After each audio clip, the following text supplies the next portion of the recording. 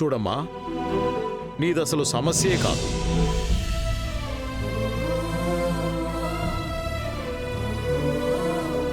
చిన్నతనం, చిన్న చిన్న విషయాల్ని కూడా అర్థం చేసుకోలేనంత అమాయకత్వం.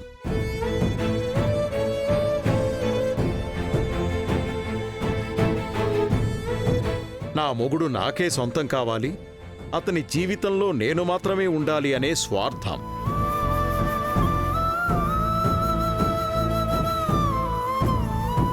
ఆ స్వార్థం ప్రతి భార్యకి ఉండాలి, తప్పులేదు.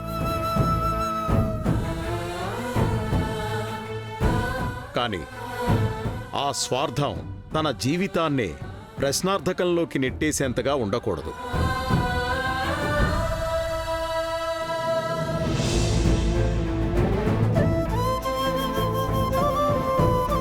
ఈ రోజుల్లో గతం లేని యువత ఎక్కడుందమ్మా? గతం ఉండడం సర్వసాధారణం. నీ భర్తకి గతం ఉంటే ఆ గతాన్ని మీ భవిష్యత్తు వైపు తొంగి చూడకుండా చూసుకోవడమే మీ బాధ్యత.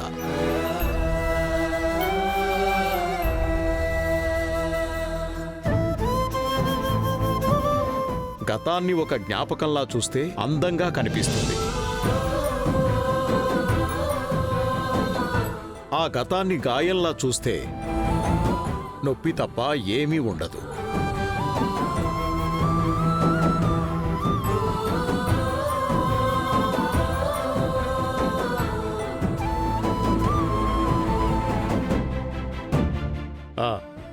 ఏంటలా చూస్తున్నారు? నేనేమైనా తప్పుగా మాట్లాడానా? లేదు పెద్దయ్య.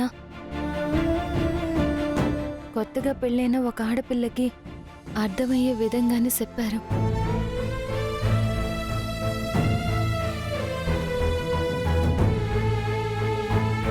ఈ అమ్మాయికి మాత్రమే కాదు, మాలాంటి ఎంతో మంది అమ్మాయిలకి ఉపయోగపడే మాటలే చెప్పారు.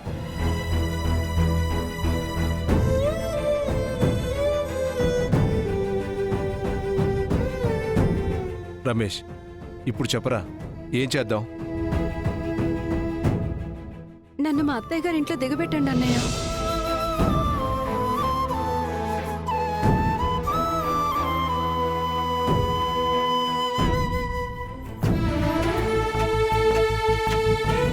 సమస్య రాగానే ముందు తల్లిదండ్రులుగా మనమే ఆ సమస్యని ఎలా పరిష్కరించాలో ఆలోచించాలి.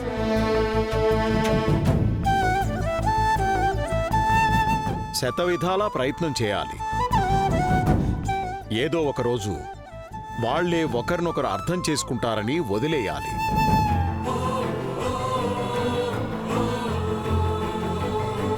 అయినా ఇద్దరి మధ్య సఖ్యత లేకపోతే ఆఖరి ప్రయత్నంగా అప్పుడు లాయర్ దగ్గరకు వెళ్ళాలి. ఇక నుంచి మీరు చెప్పినట్టే చేస్తాం సార్. వస్తాం సార్. వస్తాం సార్. మంచిది, వెళ్ళొస్తాం రా. వెళ్ళొస్తామండి. ఓకేరా, వెళ్ళరండి. మధుసూదన్, నువ్వు లక్ష్మి కలిసి రాలేదా? కలిసే వచ్చానమ్మా. నాకు ఫోన్ కాల్ వస్తే బయట మాట్లాడేసి వస్తున్నాను. సరే వెళ్ళి స్నానం చేసి రండి. ఓకే తాతయ్య.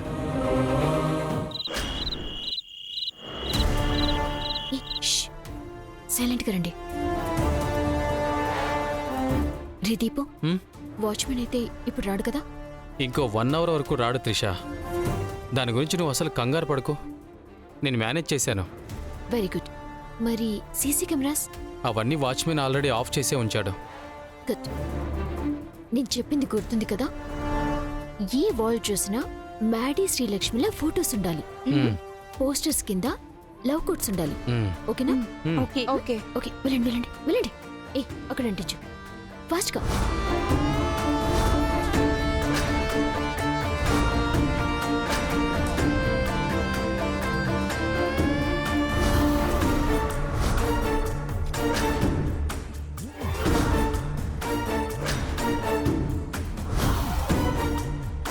అయిపోయిందా?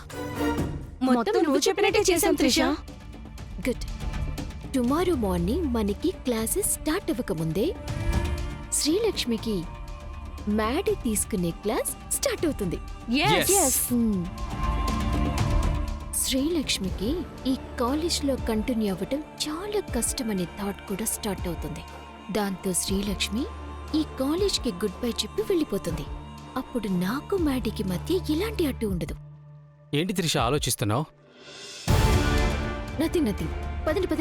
ఓకే.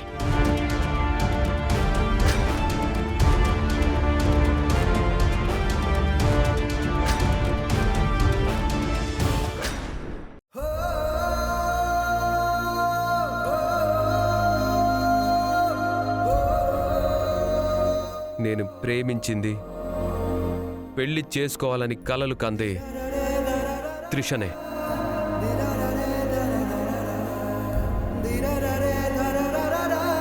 నీ భర్తకి గతం ఉంటే ఆ గతాన్ని మీ భవిష్యత్తు వైపు తొంగి చూడకుండా చూసుకోవడమే మీ బాధ్యత.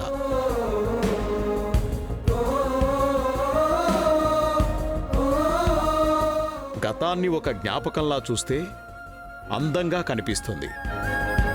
ఆ గతాన్ని గాయంలా చూస్తే నొప్పి తప్ప ఏమీ ఉండదు. ఇందాక నాను చూసిన విషయం ఆ అమ్మాయి జీవితంలో ఎదురైన సమస్యలా అనిపించట్లేదు. నా సమస్యకి పరిష్కారంలా అనిపించింది. నిజంగా ఆ అమ్మాయే లేకుండా ఉండుంటే నాను మధుబాబు త్రిషల గురించి పెద్దయ్య గారికి చెప్పేసి ఉండేదాన్ని. ఆ తర్వాత ఏం జరిగుండేదో తలుసుకుంటేనే భయమేస్తుంది.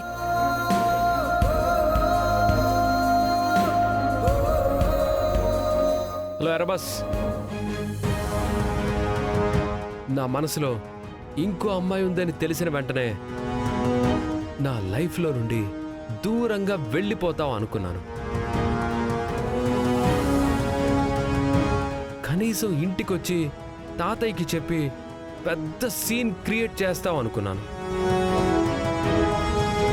కానీ నువ్వేంటి అవేవీ చేయకుండా దర్జాగా వచ్చి ఇక్కడ కూర్చున్నావు? నీకు సిగ్గు లేదా? ఆత్మాభిమానం అనేదే లేదా?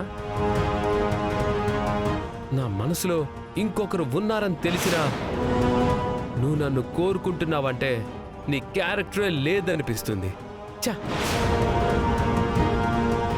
చూడు, నీకింకా అర్థమైందో లేదో నాకు తెలియదు, కానీ మళ్ళీ చెప్తున్నాను, విను. నేను త్రిష ప్రేమించుకుంటున్నాను.